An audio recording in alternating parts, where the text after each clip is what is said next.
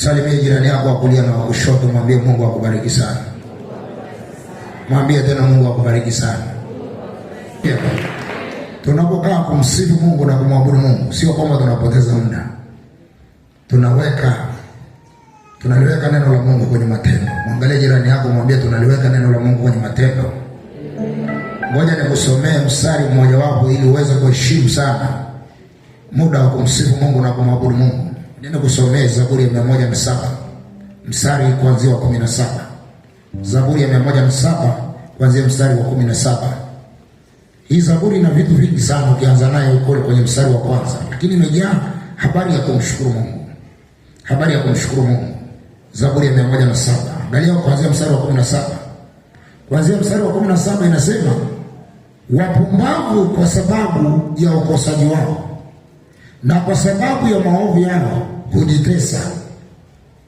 Nafsi zao zachukia kila namna ya chakula. Wameyakaribia malango ya mauti. Mstari wa 19, na wakamlilia Bwana katika dhiki zao, akawaponya na shida zao. Hulituma neno lake na kuwaponya, huwaokoa katika maangamizi yao. Angalia mstari wa 21, na wamshukuru Bwana kwa fadhili zake na maajabu yake kwa wanadamu, na wamtolee. Angalia mstari wa 22, na wamtolee dhabihu za kushukuru na kuyasimulia matendo yake kwa kuimba. Na wamtolee Bwana dhabihu za kushukuru na wayasimulie matendo yake kwa kuimba. Unapokuwa unaimba,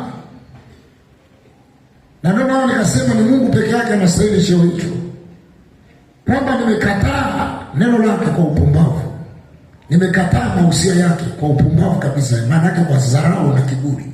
Nimelikataa neno lake, na kwa sababu hiyo nikaanza kuteseka katikati ya mateso ninayokutana nayo, nikikumbuka kumlilia Bwana kwa ajili ya mateso ninayoyapitia, na mimi mwenyewe ndo nimeyasababisha hayo mateso, kwa sababu nilikuwa mpumbavu kwa kukataa kila aina ya chakula, kila aina ya mafundisho Mungu alikufundisha. Mafundisho ya kukuonya ukutii, mafundisho ya kukupa maelekezo ukutii, mafundisho ya kumshukuru Mungu ukutii. Kila aina ya mafundisho yalikuja ulikataa, ukaanza kuteseka katikati ya mateso yako. Na ndivyo anasema, ukimkumbuka Mungu, ukamlilia, ukamwita, haanzi kukuhukumu kwa ajili ya upumbavu wako. Anashuka, anakusaidia. Alafu akimaliza kukusaidia, anakwambia na umshukuru Bwana kwa kuwa ni mwema, kwa maana fadhili zake ni za milele, na uende mbele zake kwa zabibu, na usimulie matendo yake kwa kuimba. Bwana asifiwe sana. Bwana asifiwe sana. Ni wewe unaweza kufanya hivi? Yaani unaongea na mtu anakudharau, anakukataa na kupingia kila kitu, alafu baadaye anaingia kwenye shida, alafu anakuja kukulilia, alafu unakuja unamtoa kwenye mateso aliyo nayo, alafu unamwambia baada ya kukutoa kazi yako, na unishukuru kwa maana fadhili zako ni za milele. Na unishukuru kwa ajili fadhili zako ni za milele. Haleluya. Sasa wakati naendelea na masomo ambayo nilikuwa naendelea nayo, kuna kipengele ambacho nilishafundisha nikaona nimemaliza, lakini jana usiku Roho Mtakatifu aliniletea mstari mmoja wapo, akasema lazima uweze kupita na mstari, usiuache, kwa sababu kuna maeneo mengine mtu anaweza kuwa hajaelewa, kwenye maeneo ambayo Mungu anataka aweze kuelewa. Kuna watu wanahitaji msaada wa Mungu, uko karibu sana kwenye ule mstari. Roho Mtakatifu alinionyesha ule mstari, akaniambia kuna watu wana maswali mengi sana, na maswali yao huu mstari unaweza kuwasaidia kuwajibu. Bwana asifiwe sana. Bwana asifiwe sana. Na kuna shuhuda za watu wengi sana nimezipokea baada ya kuwa tunaendelea na ile somo. Nimepokea shuhuda nyingi sana. Kuna mtu mmoja ambaye Mungu amemkumbusha ndoto ambayo aliota wakati yuko sekondari. Hiyo ndoto ananiambia, mtumishi, hiyo ndoto niliota nikiona upepo unavuma sana mahali nilipokuwa nimelala. Akaniambia alikuwa amelala kitandani kwa mgongo, upepo ukavuma sana. Ule upepo ulipokuwa unavuma, baada ya ule upepo kumaliza kuvuma, anasema kwa mbele akaona picha kubwa ya msalaba. Anasema alipoona picha ile ya msalaba, kadiri msalaba unavyozidi kumsogelea, yeye anaukimbia. Kadiri msalaba unazidi kusogea karibu na yeye anazidi kukimbia. Alafu akaniambia ule msalaba ukaendelea kumsogelea. Ulipofika karibu na yeye, pale katikati ya maungio ambapo mbao hii na mbao hizi zimekutana pale katikati, anasema akaanza kusikia sauti inatoka katikati ya ule msalaba, ikimuita jina lake, inamwambia fulani, ningeongea na wewe lakini. Sauti ikarudia tena, ningeongea na wewe lakini. Anasema mtumishi, ile sauti ikaishia hapo, sikuambiwa chochote.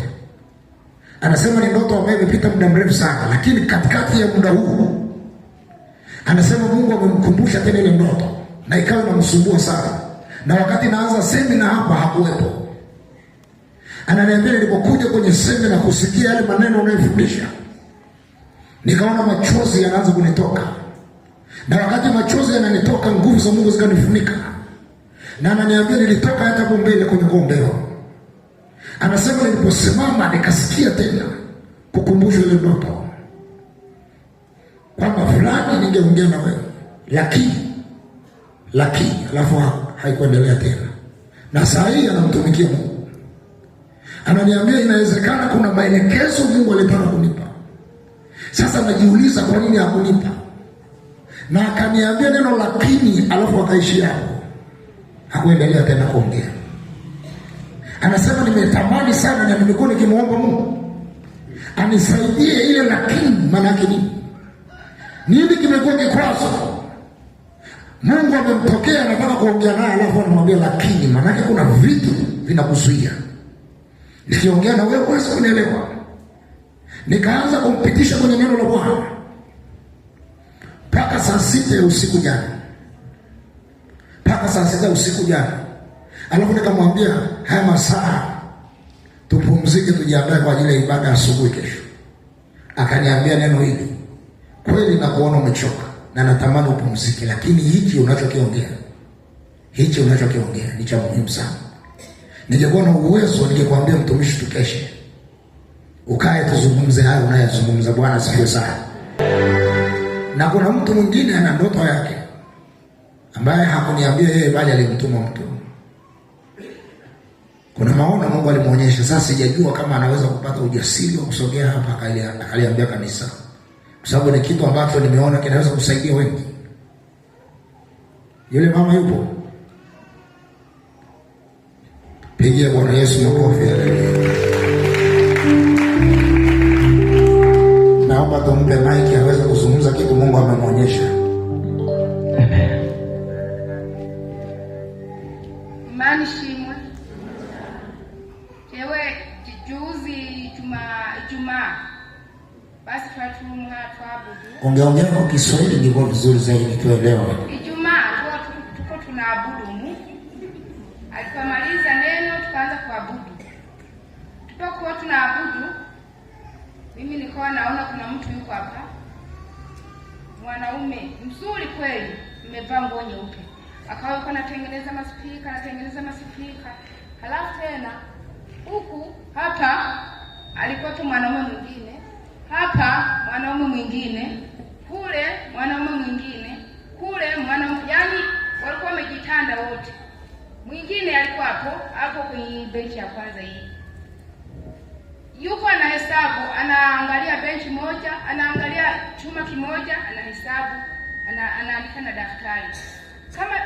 Kama vile yuko anaandika, yani ilikuwa sijui nisemeje, alikuwa kama yuko anaandika, anachukua kitabu anaandika ile hizi kenchi nasema haleluya.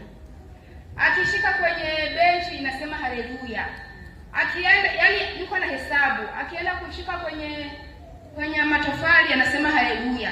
Nikasema Mungu, maana yake ni nini? Mungu, naomba unionyeshe maana yake ni nini. Nikaendelea kumsihi Mungu, lakini alinyamaza kimya. Ndio nilikuwa nasema hivi, ngoja mimi niende kwa mchungaji au mtumishi yoyote. Ndiyo jana nimuona Yefta, nikamwelezea, akasema ngoja niyapeleke haya maneno kwa mtumishi wa Mungu mhubiri. Ndio jana alimwelezea, nikasema naomba nisaidie ili aniambie maana yake ni nini. Yalikuwa hayo. Yaani alichokuwa anakiona, anasema kona hizi 4 kulikuwa na wanaume wamekaa, wengine kwenye spika na wengine na madaftari yao, wanachokiandika yao, lakini wanaangalia, wanagusa, wanahesabu maneno wanayosikia ni haleluya, alafu wanaandika maneno wanayosikia ni haleluya, alafu wanaandika. Angalia Ufunuo sura ya 11. Ufunuo ile sura ya 11 kuanzia mstari wa 1. Maandiko yanasema, nikapewa mwanzi kama fimbo, na mmoja akaniambia, inuka ukalipime hekalu la Mungu na madhabahu na hao wasujudu humo, na behewa iliyo nje ya hekalu uiache. Wamepewa hiyo behewa iliyo nje ya hekalu uiache nje, wala usiipime, kwa maana mataifa wamepewa hiyo, nao wataukanyaga mji mtakatifu miezi 42. Nami nitawaruhusu mashahidi wangu 2, nao watatoa unabii siku 1260, hali wamevikwa magunia. Bwana asifiwe sana. Bwana Yesu asifiwe sana. Bwana Yesu asifiwe sana. Maana katika ulimwengu wa roho kulikuwa na viumbe ambao Mungu amewatuma kwa ajili ya kuendelea kulipima hekalu. Pima hekalu na anapima na hao waabudu. Anapima hekalu na anapima na hao wanaoabudu ndani. Mungu anapokuja hapa anaangalia jengo, anapima hekalu. Ndio maana unaona wanagusa baadhi ya vitu alafu wanasema haleluya, wanaandika ripoti yao. Wametumwa kupima. Na hawapimi jengo peke yake, wanapima na hao waabudu ndani. Kwa hiyo kuna wakati mwingine unaweza kumuona Roho Mtakatifu anahangaika kwa sababu anajua kuna shughuli zinaendelea hapa kwenye ulimwengu wa roho. Kuna vitu vinapimwa na wale wanaoabudu wanapimwa. Na ndio maana kuna wakati mwingine nilikwambia unaweza kujikuta wewe kama kuna namna fulani unapita pita kwenye mawimbi huko unapimwa, unaoabudu kwenye hekalu. Walio nje, maandiko yanasema waache, msiwapime. Maisha yao wanaona kama sawa tu, yanakwenda vizuri, hakuna kinachoharibika. Hakuna chochote, hakuna upinzani unaokutana nao. Mambo yao yanakwenda vizuri tu. Ulio ndani ya hekalu la Bwana unapimwa. Na hekalu linapimwa. Bwana Yesu asifiwe sana. Sasa wakati unapimwa, lazima Roho Mtakatifu ahakikishe kwamba na wewe uliokuwa ndani ya hekalu, kama umeokoka na umemkiri Yesu kwa Bwana na Mwokozi wako, lazima Roho Mtakatifu apambane kuhakikisha una sifa za kupimwa. Sije ukaachwa. Wengine wanapimwa alafu unaachwa. Bwana asifiwe sana. Bwana Yesu asifiwe sana. Bwana Yesu asifiwe sana. Bwana Yesu asifiwe. Kama uko kanisani, hakikisha shughuli zinazoendelea kwenye ulimwengu naweza na kuhusu. Kwa sababu maandiko yanasema wanadamu wote watamsujudia yule mnyama isipokuwa wale ambao Mungu amewaweka muhuri katika vipaji vyao vya uso. Kwa hiyo unaweza kuona uko hapa, Mungu anajua shughuli anayofanya kwenye ulimwengu wa roho, anajua anachokifanya. Anakuangalia kweli umemaanisha, umemwamini kweli umemaanisha. Kweli umemaanisha. Kwa hiyo anachokifanya wewe unaweza usione wala mimi naweza nisione. Mungu anajua, anagonga watu mihuri, anagonga mihuri, anagonga mihuri, anagonga mihuri. Huyu ni wa kwangu. Huyu ni wa kwangu. Huyu ni wa kwangu. Huyu ni wa kwangu. Huyu ni wa kwangu. Kwa hiyo akikukuta kuna mazingira umekaa, anashindwa kugonga muhuri, lazima kutumia neno. Lazima kutumia neno. Bwana asifiwe sana. Bwana Yesu asifiwe sana. Bwana Yesu asifiwe sana. Bwana Yesu asifiwe. Mungu akubariki sana kwa ajili ya ibada hii. Naomba nikupeleke sasa kwenye neno ambalo Bwana. Angalia kichwa cha somo kinachosema usile chakula kwa ajili ya njaa ulionayo, bali kula chakula kwa ajili ya safari iliyopo mbele yako. Kwa sababu kile chakula kwa ajili ya njaa Unaweza kuona umeshiba, unaweza kuona chakula kimekutosha, lakini safari ndio nayo inaweza kuwa inahitaji chakula zaidi ya ulichokula. Bwana Yesu asifiwe sana. Bwana Yesu asifiwe sana. Wakati namuomba Mungu aliponifungulia mstari, nilishangaa vitu vingi sana, na Mungu akajaribu kunionyesha namna ambavyo tunapata shida kula chakula kwa ajili ya safari ya njiani. Sisi tunakula chakula kwa ajili ya njaa, hatuli chakula kwa ajili ya safari ya njiani. Ngoja nikusomee maandiko, utaona baadhi ya mambo huko ndani. Angalia kitabu cha Wafalme wa kwanza ile sura ya 19 kuanzia mstari wa kwanza hadi mstari wa 8. Tumefika wapi? Wafalme wa kwanza ile sura ya 19 kuanzia mstari wa kwanza, niende nao mpaka 8. Kwa muda wako unaweza kuendelea, lakini mimi nimechukua hii mistari michache ili nikuwekee hichi ambacho nataka ukione. Basi Ahabu akamwambia Yezebeli habari ya mambo yote aliyoyafanya Eliya na jinsi alivyowaua manabii wote kwa upanga. Unajua kwenye ile sura 18 ni habari ya Eliya alipopambana na manabii wa Baali ili aweze kudhihirishwa Mungu aliye hai ni upi kati ya Mungu wa mbinguni au miungu mingine waliokuwa wanaiabudu wa Israeli. Na unaona namna ambavyo Eliya alifanya, wakaekeana maagano kwanza, kila mtu aende kuomba Mungu wake. Yule Mungu atakayejibu kwa moto ndiye Mungu tutakayemwabudu katika nchi. Maana ukiingia kwenye ugomvi wa miungu, ugomvi wa dini, ukianza kuzungumza kwa maneno, hakuna mshindi, kila mmoja anamsifia Mungu wake. Mungu wangu ni mkuu sana, Mungu wangu anaweza sana, Mungu wangu amefanya hivi, Mungu wangu amenibariki sana. Oh, dini yangu inanisaidia sana. Mimi na dini yangu mimi sina shida. Na mimi na dini tena inawezekana dini ni kubwa kuliko ya kwako. Ukianzisha ugomvi wa dini haina mshindi, kila mmoja anajitetea. Eliya akasema huu ugomvi wa dini ili tuumalize. Huu ugomvi wa dini ili tuumalize. Wewe unasema Mungu wako ni mkubwa na mimi nasema Mungu wangu ni mkubwa. Sasa wewe muite wa kwako na mimi muite wa kwako. Atakayekuwa juu ya mwenzake tunamwabudu huyo huyo. Akawauliza ni sawa? Wakasema sawa, hakuna shida. Kwa sababu usifikiri walikuwa hawamwamini Mungu wao, wanamwamini. Na usifikiri kwamba Mungu wao alikuwa hatokeaji akafanya anachokifanya. Alikuwa anatokea na anatenda na anaonyesha matendo yake. Kama ni chakula, kama ni miujiza, kama ni uponyaji, anawapa. Ndio maana walijiamini kabisa kuingia mkataba. Mungu atakayeshindwa kudhihirika, wale walioshindwa kumdhihirisha Mungu wao wauawe. Na wao walikuwa wengi. Eliya yuko mwenyewe, si unajua idadi yao? Alikuwa wengi, Eliya yuko peke yake. Bwana asifiwe sana. Bwana Yesu asifiwe sana. Eliya akawaambia basi nyinyi kwa sababu mko wengi, anzeni nyinyi. Wakaanza ufundi wao, elimu zao za kiganga, elimu zao za kichawi wakazitumia mpaka zikafika mwisho. Wakatafuta sadaka za kumshawishi Mungu wao. Kila aina sadaka wamempa. Mungu wao amenyamaza kimya akanyamaza. Na kuna sababu kwa nini alinyamaza kimya. Kuna sababu kwa nini alinyamaza kimya. Eliya akashuka tu pale akiwa na mchezo, alishuka akitokea mlimani kwenye maombi. Bwana asifiwe sana. Kwa hiyo alishamkamata uwezo wa shetani kwenye ulimwengu wa roho. Na shetani akaona kweli na watokeaga hao manabii na waonyeshe miujiza.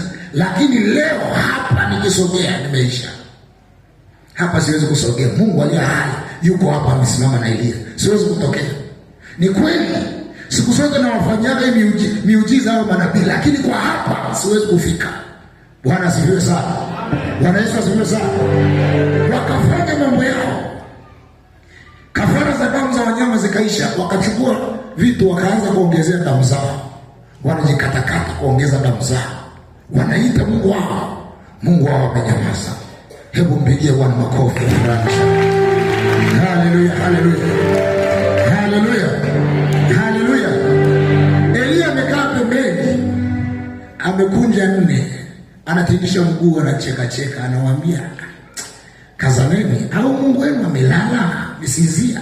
Pambaneni, endeleeni kumwamsha mpaka mke. Wakakoma, wakapambana mpaka masaa yamekwenda.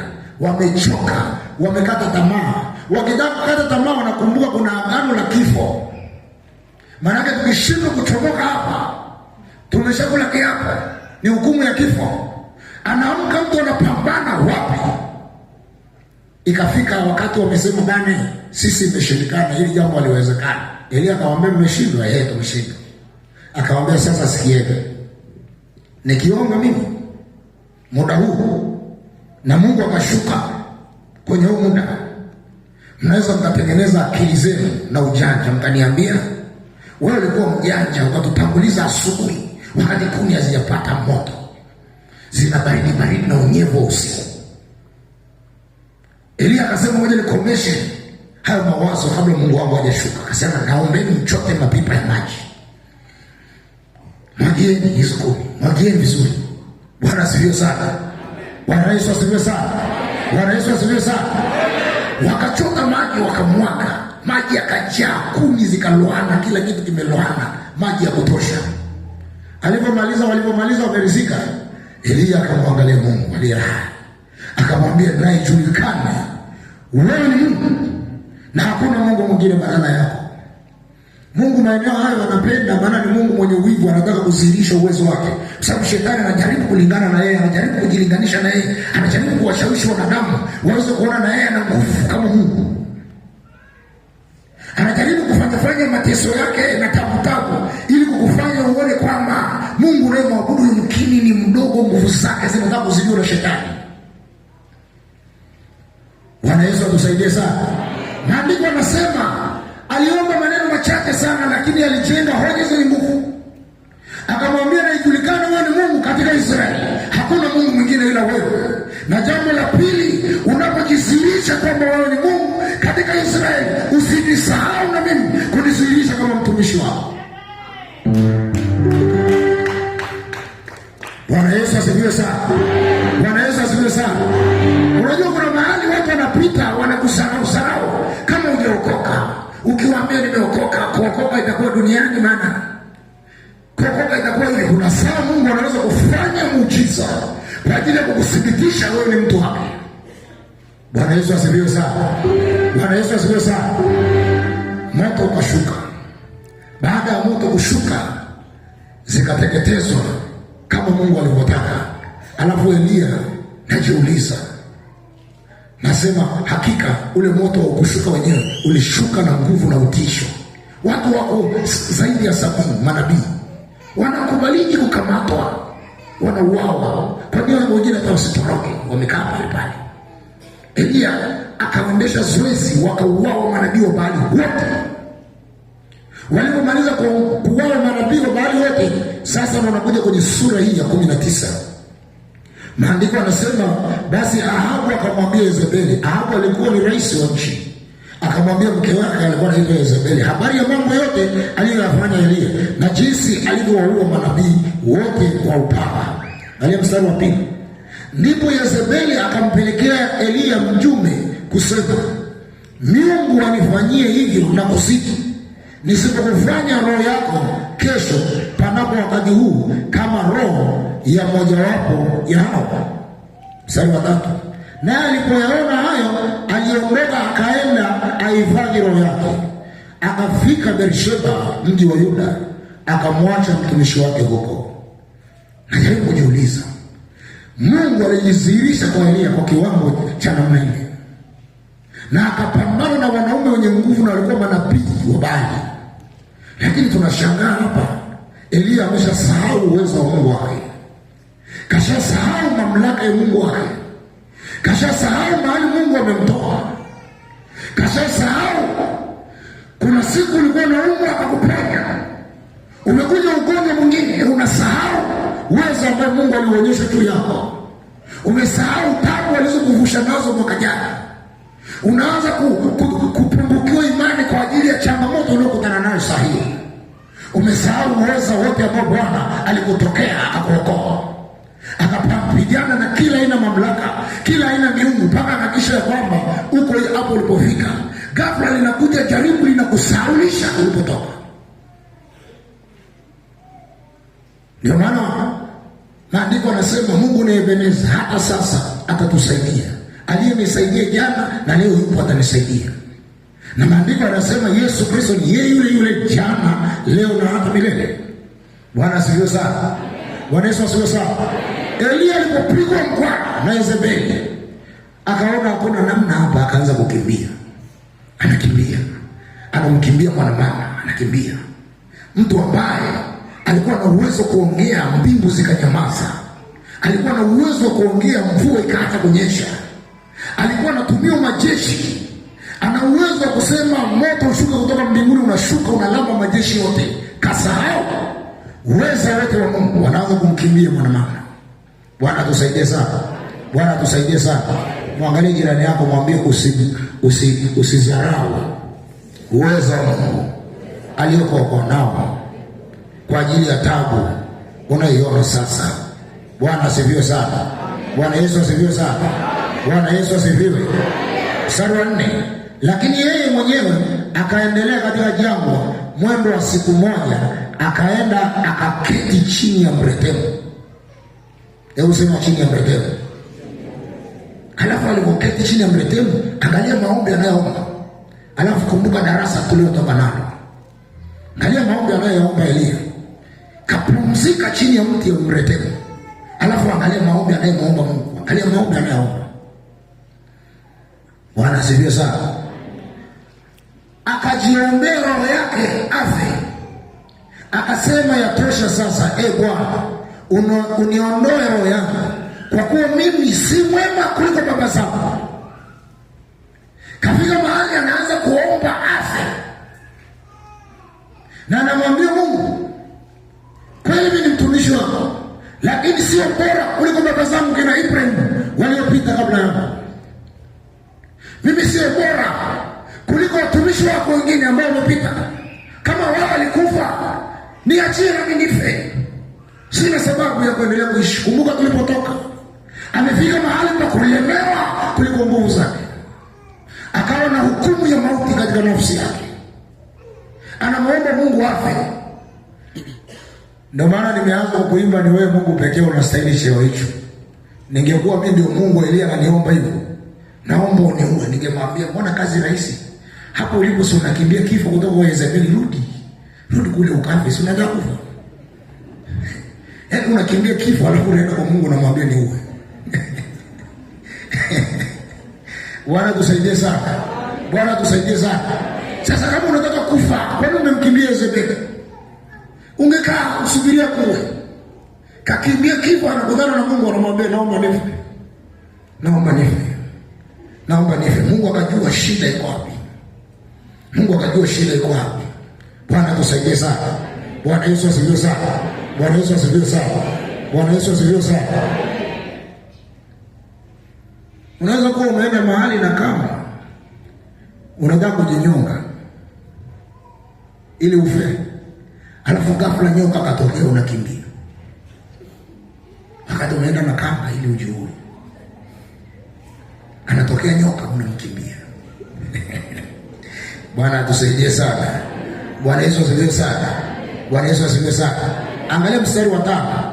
Naye akajinyosha akalala chini ya mretemu, na tazama malaika akamgusa akamwambia inuka ule. Hebu sema inuka ule. Mungu alipomtazama Elia, taibu aliyekutana naye ni kwa sababu hajala. Na chakula alichotakiwa kula sio chakula cha kawaida, ni chakula cha roho. Kuna wakati unapita kwenye tabu na ishiwa nguvu kwa sababu hujala neno la Mungu ukashiba. Hujala neno la Mungu ukashiba. Sio kwamba hujala, ulikula, lakini hujala kwa kiwango cha safari na ugumu wa safari iliyokuwa mbele yako. Bwana Yesu asifiwe sana. Sasa angalia malaika anamwambia inuka ule. Hebu sema inuka ule. Hebu sema akamwambia inuka ule. Hebu sema tena akamwambia inuka ule. Bwana asifiwe sana. Mstari wa 6. Akatazama kumbe pana mkate umeokwa juu ya makaa na gudulia la maji kichwani pake. Akala, akajinyoosha tena, maana yake akalala. Amekula, akashiba. Alipoona ameshiba, akakiacha chakula pembeni. Akatamani kuendelea kupumzika, kulala. Maana alikuwa na uchovu wa kupambana na miungu na roho za Baali. ameshashiba sasa, yuko kwenye kivuli kizuri cha mti, akarizika na chakula alichokula, akaamua kula. Sasa angalia aliona. Bwana asifiwe sana. Malaika wa Bwana akamwendea mara ya pili. Hebu sema akamwendea mara ya pili. Sema akamwendea mara ya pili. Alipomwendea mara ya pili, angalia anachomwambia, akamgusa akasema, inuka ule, maana safari hii ni kubwa mno kwako. Wewe umekula kwa ajili ya njaa ulionayo, lakini mimi Mungu nimekuletea chakula kwa ajili ya mapito na safari ulionayo. Bwana Yesu akusaidie sana. Nimekuletea chakula ule, wewe umekula kwa kiasi cha uhitaji ulionao sasa, lakini ujala kwa kiwango cha safari iliyokuwa mbele yako, na safari iliyokuwa mbele yako ni ngumu mno usipokula chakula cha kukutosha kwa ajili ya safari. Bwana akusaidie sana. Bwana Yesu asifiwe sana. Bwana Yesu asifiwe sana. Bwana Yesu asifiwe sana. Sasa angalia, ashukuriwe Mungu kwa kuwa Elia hajabisha. Mstari wa 8, akainuka akanywa, akaenda katika nguvu ya chakula hicho siku 40 mchana na usiku, hata akafika Horebo, mlima wa Mungu. Maana yake alitakiwa ale chakula kitakachomtia nguvu na kumsaidia kwenye mapito aliyo nayo mwendo wa siku 40 bila kula chakula. Kwa hiyo chakula cha kwanza alikula kwa sababu ya uhitaji wake aliokuwa nao. Chakula cha pili, anainuliwa amke ale kwa ajili ya mwendo uliokuwa mbele yake na ugumu wa mwendo uliokuwa mbele yake. Hujanielewa vizuri?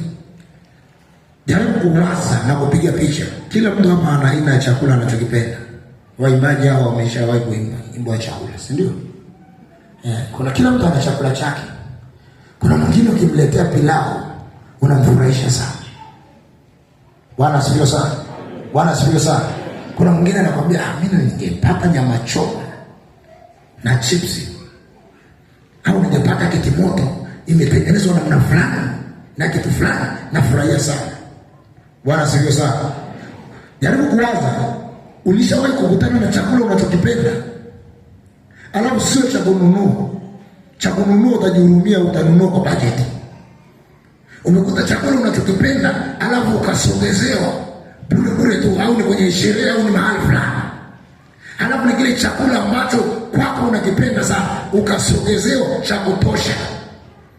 Unakula mpaka unafika kile kiwango unasema sasa imenitosha, siwezi kuendelea tena kula, kimenitosha. Alafu unakiacha pale. Alafu anakuja mtu anakuamsha tena kula tena. Hiyo unaelewa maana yake? Ukiamka ule, ukisha shiba kwa kiwango chako, ukashiba sana kwa kiwango chako, ukiletea tena chakula ule, kile chakula hakina ladha. Kweli sio kweli? Unakula chakula hakina ladha tena kwa sababu ukisha shiba. Sasa najaribu kumwazia Elia wakati amekula ameshiba, alafu malaika anamlazimisha amka ule, amka ule. Siangalii kwamba umeshiba, ninaangalia mwendo ulio nao. Unaniambia nataka nikwambie kitu gani? Mungu anapoanza kuzungumza na wewe habari ya neno lake, unaweza kuangalia kama una neno unalina kutosha kabisa, kwa sababu unajiangalia mahali ulipo. Haujui barabara yako na mapito yako mbele ya nini. Unajiona kama vile tayari neno la Mungu neno nalo linakutosha kabisa, lakini kuna vita zingine juu yako zikakukuta hujala ukashiba. Safari itakuwa ngumu mno kwako. Safari itakuwa ngumu mno kwako. Ndio maana malaika anamwambia Elia, inuka ule. Usipokula safari hii itakuwa ngumu mno kwako. Kwa hiyo Mungu anapokuambia ule neno lake katika mazingira ya kwamba umeshakula na umetosha na umekinai na umeshashiba, Bwana asifiwe sana. Maana yake kinachobaki ni kula kwa kujilazimisha. Hebu sema kula kwa kujilazimisha. Nafsi imeshakinai, mdomo, kinywa haitaki hata kula tena. Nyama ni tamu, lakini kizidi unaweza kuona ina shopo. Wewe kula tena. Bwana asifiwe sana. Amen. Bwana asifiwe sana. Amen. Chakula chochote ni kitamu tu na njaa. Ukishashiba hakina ladha tena. Sasa katika mazingira hayo unaona hakuna ladha tena ya neno la Mungu, ndio unatakiwa ule kwa kujilazimisha mpaka ushibe kwa kiwango cha Mungu.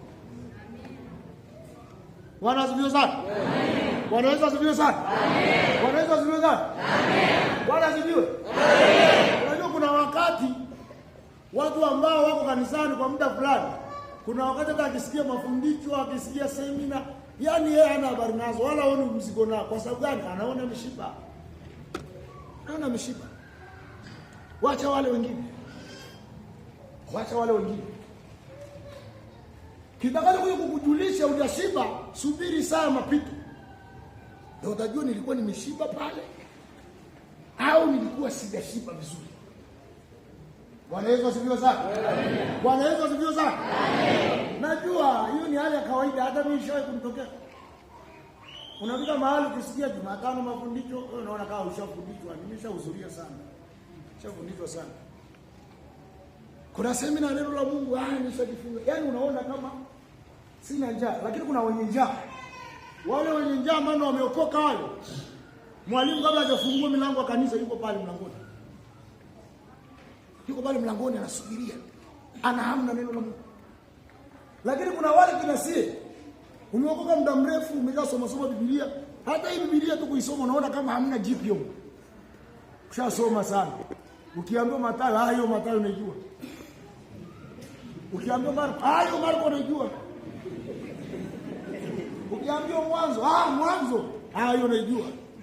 Hii Biblia mtu wa Mungu huwezi kuimaliza. Na hata ukimaliza unaweza kusoma Mungu akakuonyesha mstari kama hujawahi kuona. Paka unajiuliza hii eneo unapitaka kusoma hapa ndio hii. Kila itopo leo Mungu anaweza kukufunulia andiko kwa sura nyingine. Sehemu ile ambayo unasema ulizoisoma, Mungu akiamua kukupa macho yake kwa saa yake na wakati wake, unasoma mstari mpaka unaupigia mstari. Unaona ni Mungu anaongea na wewe kupitia ule mstari. Lakini kuna wakati unajiona umeshiba. Bwana tusaidie sana. Amen. Bwana tusaidie sana. Amen. Bwana tusaidie sana. Amen. Na ndio maana kanisa la leo, Wakristo wa leo, ile kiu ya neno la Mungu na mafundisho imepoa sana. Imepoa sana. Nilikuwa namsikiliza mtumishi wa Mungu akitoa shuhuda zake. Moses Kulola. Enzi anamtumikia Mungu.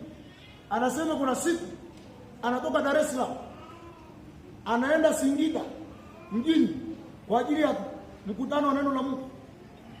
Anasema amefika Manyoni. Mnajua Manyoni? Kutoka Manyoni, wilaya Manyoni uje wilaya Itigi. Kutoka Itigi kuna kilomita za kutosha pale ndio ufike Singida mjini. Moses anasema amefika pale Manyoni, kakuta kina mama wengi walikuwa wanatembea kwa miguu, gari lake wanalifahamu. Walipoichua ni gari la mtumishi wa Mungu Moses, wakalizingira asiendelee na safari, wakaanza kuimba nyimbo za kumsifu Mungu.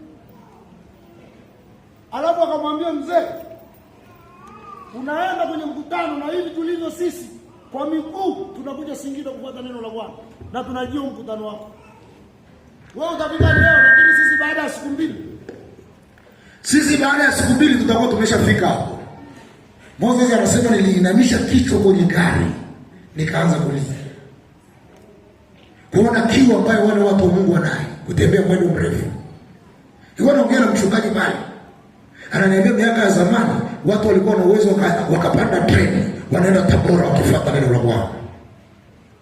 Wanapanda treni, wanafuata mkutano mahali wakasikia neno la Mungu. Lakini leo Mungu anaweza kukuletea neno lake hapa na ukalipuuza. Kaendelea na shughuli zako. Kiu ya neno la Mungu inapungua katikati ya watu. Alafu ile kiu inapungua katika wakati ambao ni mgumu. Unahitaji kula kwa bidii ukashiba. Bwana Yesu asifiwe sana. Bwana Yesu asifiwe sana. Kama unaona kuna namna kiu ya neno la Mungu inapungua ndani yako, jipeleke kwenye msalaba. Jipeleke kwenye msalaba, muombe Mungu akusaidie. Kwa nini kiu ya neno inaisha? Bwana Yesu asifiwe sana. Bwana Yesu asifiwe sana. Bwana Yesu asifiwe sana. Bwana Yesu asifiwe. Niseme nisiseme? Ndio maana saa hii mhubiri unayependwa na watu ni unayehubiri dakika 7 ukamaliza. Utaona makofi ya watu. Umewafurahisha sana, hujachukua muda wako. Anakupigia makofi. Mhubiri wa leo yuko vizuri kweli. Amehubiri dakika 7 amemaliza. Wanakupongeza kabisa na makofi. Na ikiwezekana unaomba madhabahu, Mungu anampaka fulani. Mungu anampaka fulani. Kwa sababu anaokoa muda, tunawahi shughuli zetu. Unawahi shughuli zako, lakini Mungu akiangalia mwendo ulio nao, kwenye hiyo shughuli usipokula ukashiba, huwezi kufika mahali unapotakiwa kufika. Bwana Yesu asifiwe sana. Bwana Yesu asifiwe sana. Bwana asifiwe sana. Na uzuri wa Mungu, mimi mkinipa muda, mimi naweza kuhubiri kwa muda wote unaotaka. Siku moja nilikaribishwa mahali. Nilikaribishwa mahali. Nilipokaribishwa mahali kuhubiri, aliyenikaribisha bishop ni askofu. Aliyenikaribisha kwenda kuhubiri kwenye kanisa lake, walikuwa na mambo yao mengi na neno la Mungu hawajalipa muda. Kwa hiyo akanipa maelekezo, tumishi, nimekukaribisha uhubiri hapa, lakini nakupa dakika 7. Ndani ya dakika 7 umemaliza kila kitu mpaka na maombi. Umemaliza kila kitu mpaka na maombi. Nikamwambia sana, Mungu akubariki. Nikaandaa ujumbe wa dakika 7. Sasa nina rafiki yangu tuko naye pale kanisani. Ni kama mwanangu wa kiroho, nimemsaidia tunatembea nao. Na vijana wengine tuliokuwa nao wakaniambia, kwa sababu tunatoka kanisani kwetu tunaenda kufanya huduma sehemu nyingine, walinisindikiza. Miongoni mwa watu walionisindikiza, alinisindikiza ili akaone namna ninavyotumia dakika 7.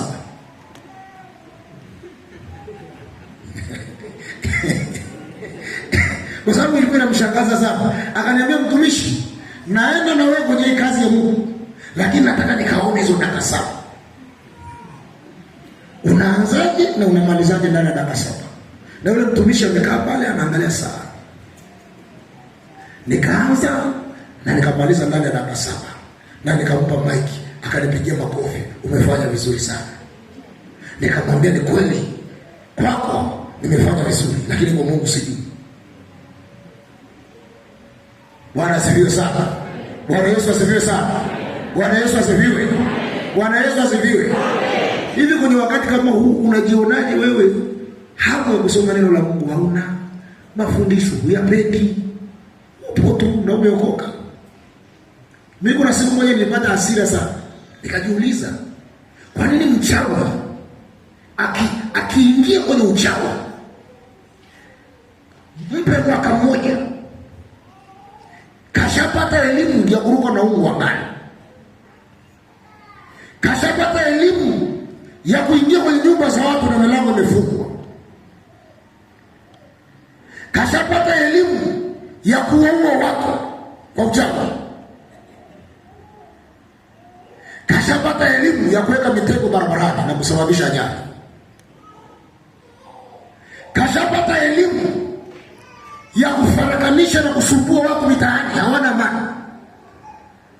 Lakini kwa nini niliokoka namaliza miaka siwezi kufanya mambo ambayo hata ikawa tishio huko kijijini, wasioamini wakajua kweli umeokoka?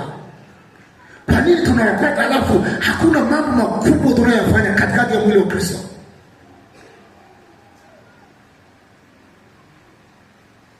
Sijui kama unapata hasira hii. Bwana Yesu asifiwe sana. Bwana Yesu asifiwe sana. Bwana Yesu asifiwe sana. Bwana Yesu asifiwe sana. Alafu unajikuta na wewe ni mlokole. Unaanza kusema, mimi siku moja nikashangaa sana. Nikashangaa sana mahali ninapofanya kazi. Nimefika pale nikakuta walimu wako wengi. Wako wengi. Stafu zetu sasa hizi zina walimu 50. Shule moja nakuta walimu 50. Ile ndani Kuna aina mbalimbali za walimu. Kuna waliookoka, kuna Waislamu. Si unajua katikati ya watu. Sasa nikawakuta wapendwa. Wapendwa wako mle. Akikaa karibu na mtu anasema huyu ni mchawi, anakimbia, hakai. Akimpa mkono hakubali, anasema huyu ni mchawi. Akitokea mtu amekuja tu anamshika bega namna hii, anaenda kusogea pembeni, anafuta, anajitakasa, shindwa kwa jina la Yesu, huyu atakuwa ameshanitoa uchawi. Akiletewa chakula hagusi hichi cha mchawi, yaani wamekaa na hofu na mashaka. Nikawauliza, kati ya ninyi na wachawi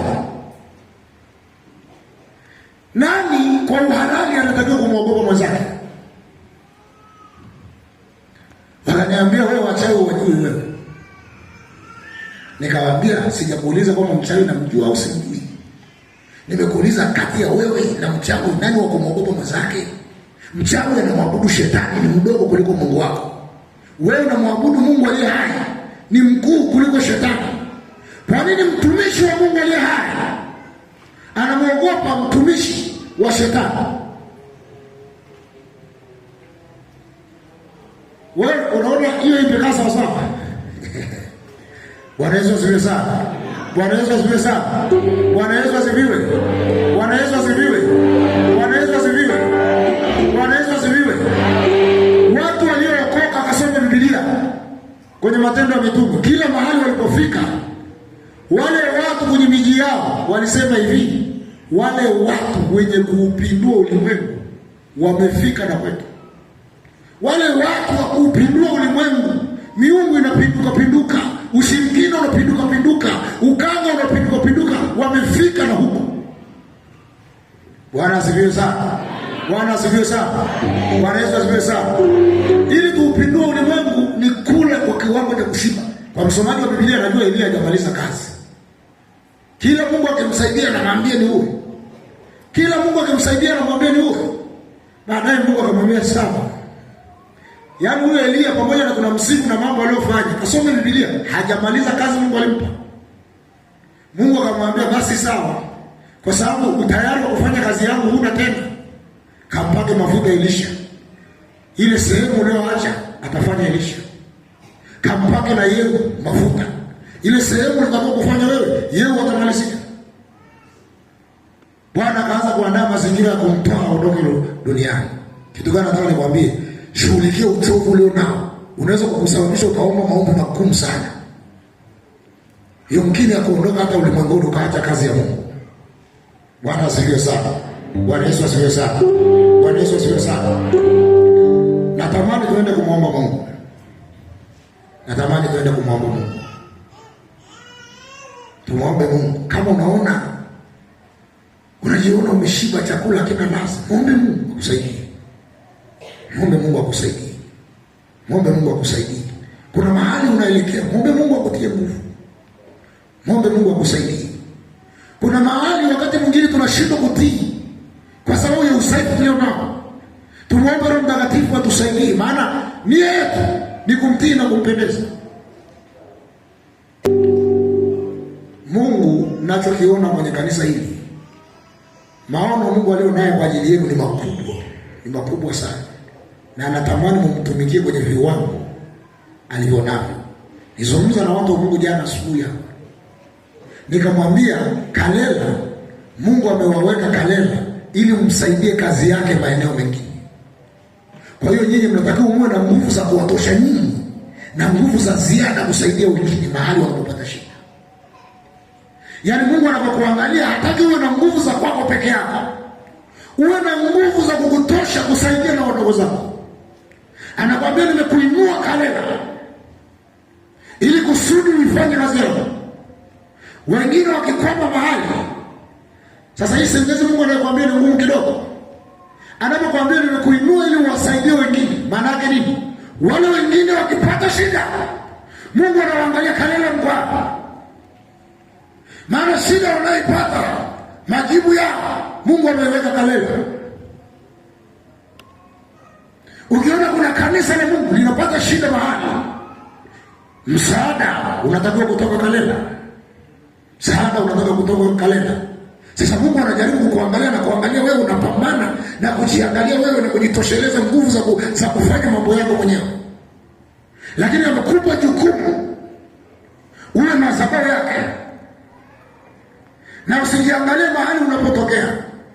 Inawezekana unatokea kijijini, lakini Mungu amekuchagua wewe uwasaidie hata waliokuwa kule Kasulu mjini. Misheni ya Mungu mtembee kwenye viwango hivi vya juu. Vya juu. Na usijaribu kujisahau kwa sababu ya ulivyo. Hata mimi nimekuja hapa kwanza nikamshangaa, nikawashangaa. Na nikamshangaa na nikaanza kuongea na mchungaji. Najaribu kuangalia hao washirika na kazi walizo nazo. Wamewezaje kujenga hili jengo? Wamewezaje kujenga hili jengo? Kama sio neema ya Mungu iliyokuwa juu yetu. Hili kanisa unaliona hapa, mtumishi mzuri kabisa. Kwa sababu sisi wenyewe pale Dar es Salaam hatuna jengo. Hili tu mnaoliona dogo, sisi hatujafikia hili. Hapa tulipo tuna mpango, tuko kwenye mikakati ya kulitanua kanisa. Tulishajaa.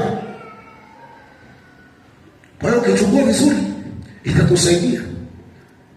Kwa hiyo nyinyi mnakuwa walimu wetu kwenye kutanua jamii. Na wakiona watumishi wa Mungu watafurahi sana. Furahi sana. Na rafiki yangu pale, nafikiri wengine mnaweza kuwa mnamjua. Na rafiki yangu pale anaitwa Samson Charles.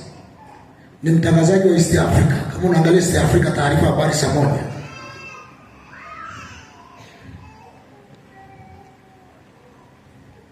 Ameokoka, tuko naye kanisa pale. Na anampenda Mungu sana. Tangu nimeanza kuhubiri sijarekodi chochote. Jana ameanza kunisumbua. Tumishi hatuoni chochote huko kulikoni. Hasa yeye ni mtu wa mambo ya habari. Kwa hiyo akikaa na waza mambo ya habari. Mimi nimekuja hapa na waza maandiko. Bwana asifiwe sana. Hamna video yoyote niliyopiga, hamna picha yoyote niliyopiga. Akao kila wakati ananisumbua, na baadaye nikamuonyesha mchungaji, nikamwambia angalia wanaosumbua huko. Wanatamani kuona kinachoendelea hapa. Bwana asifiwe sana. Na wakati nakuja huko alitamani sana nije naye. Ratiba zake za kazi zikawa ndio hiyo. Na baadaye akaanza kuwaza wana ripota wao wa East Africa hapa Kigoma. Akawa anatamani afanye mipango nitakapokuwepo hapa na yule mwandishi awepo hapa. Hawezi kurekodi haya mambo. Lakini tunamshukuru Mungu leo ametuletea huyu ndugu. Hebu pigie Bwana makofi. Haleluya. Haleluya. Bwana asifiwe sana.